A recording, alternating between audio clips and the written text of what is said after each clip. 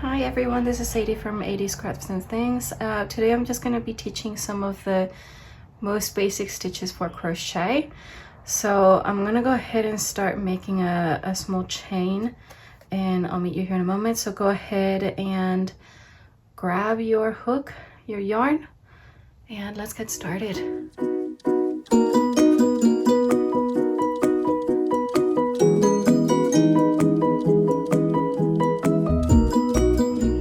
Welcome back. So today I'm going to be using this yarn from Karen Cotton Cakes from Your Inspirations. This one calls for a 5mm hook, so I have my 5mm hook here. They're not a sponsor. So we're going to start. I made a chain of thick 15, and what I'm going to show you is how to do first a single crochet and then how to do a US double crochet. There is a difference between US and UK in case no one's told you yet. I'm happy to post a link. I'll put it in the description for where you can find the conversion between US and UK to make it a little bit easier for you to go from one to the other. So with this one, starting as a single crochet, I'm just gonna skip the first chain and go to the second one. And I'm gonna be using the back loops. Now with this one, I'm just going to yarn over and pull up a loop so that you have those 2 loops on your hook, and then yarn over and pull through 2. Okay, again, on the back of the chain, insert my hook, yarn over, pull up a loop, yarn over, pull through 2. We're going to keep doing that all the way through to the end of the chain.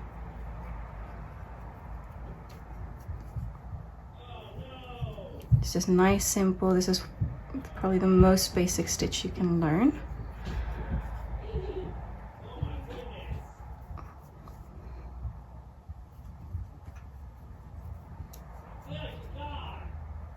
Also, the way that you hold your yarn and your hook is entirely up to you, as long as it works for you and you're able to maintain some level of control over the tension of your yarn. It shouldn't really matter how you hold it.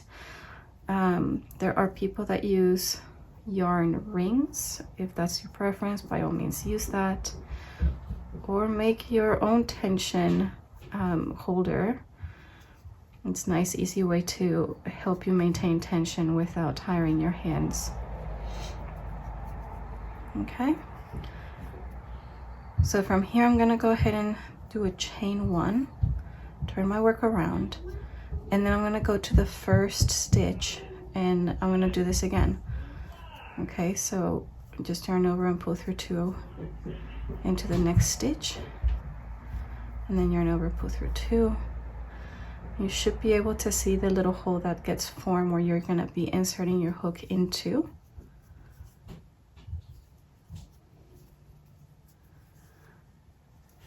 And you can actually do quite a number of combinations with a single crochet and chains, for example, or single crochets and half double crochets, and they'll give you a different texture. So if I were to just do a chain, skip 1, go to the next one, you'd be doing what is called a moss stitch.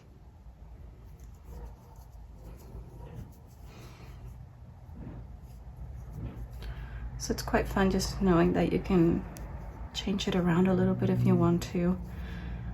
Make your own combinations of stitches, that kind of stuff.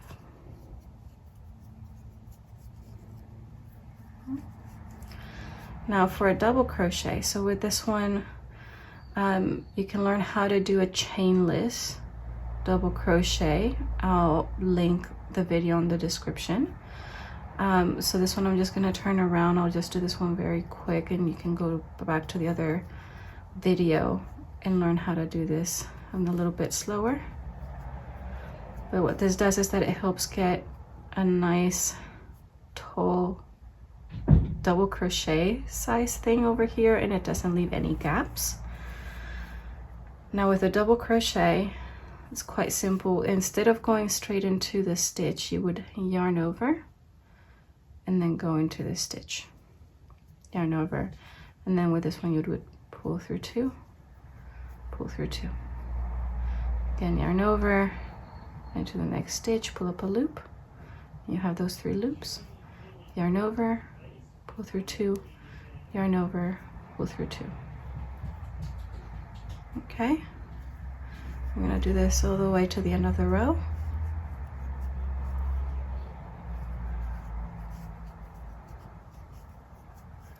Now, abbreviation wise for the US pattern, so double crochet will be symbolized by a DC. A single crochet will have an SC. And then with the UK, the equivalent for the single crochet would be a double crochet. And the equivalent to the US double crochet would be a treble. So be mindful of those little differences, because obviously each one is going to give you a different stitch.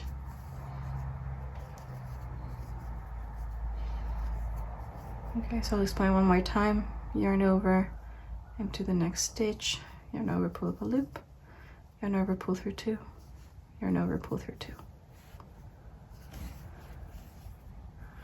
Oh man, I need to get me a yarn bowl.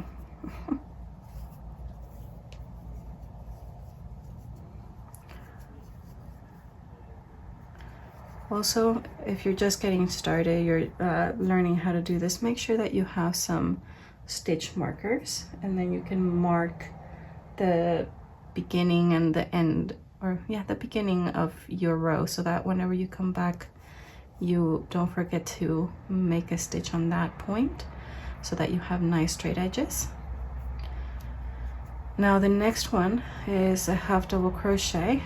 So this one I'm going to chain 2, turn my work around. I'm going to yarn over as if we were doing a double crochet, insert into our stitch, yarn over, pull up a loop, but instead of yarn over and pull through 2, I'm going to yarn over and pull through all 3 stitches. So we're going to yarn over into the stitch, yarn over, pull up a loop, yarn over, pull through 3 loops. We're gonna do that. So those are the 3 most basic stitches outside of your chain and your slip stitches. If you know these 3 and you can recognize them in a pattern, you can pretty much do anything. Anyway, yeah, if you guys would like to learn how to read patterns, do mention it in the comments, and I can make a video to show you how to read a pattern and how to distinguish if it is a US or a UK terminology. And yeah, just keep an eye on the description for the video that I mentioned and the chart that I mentioned. Again, using a combination of any of these 3 stitches will give you some very beautiful textures. And they will be pretty much everything you use for any project coming on forward, with a few exceptions, but for the most part, any basic patterns will have any of these 3 stitches, most likely. Okay, so don't forget to like and subscribe, and I'll see you in the next video. Thanks for watching. Bye.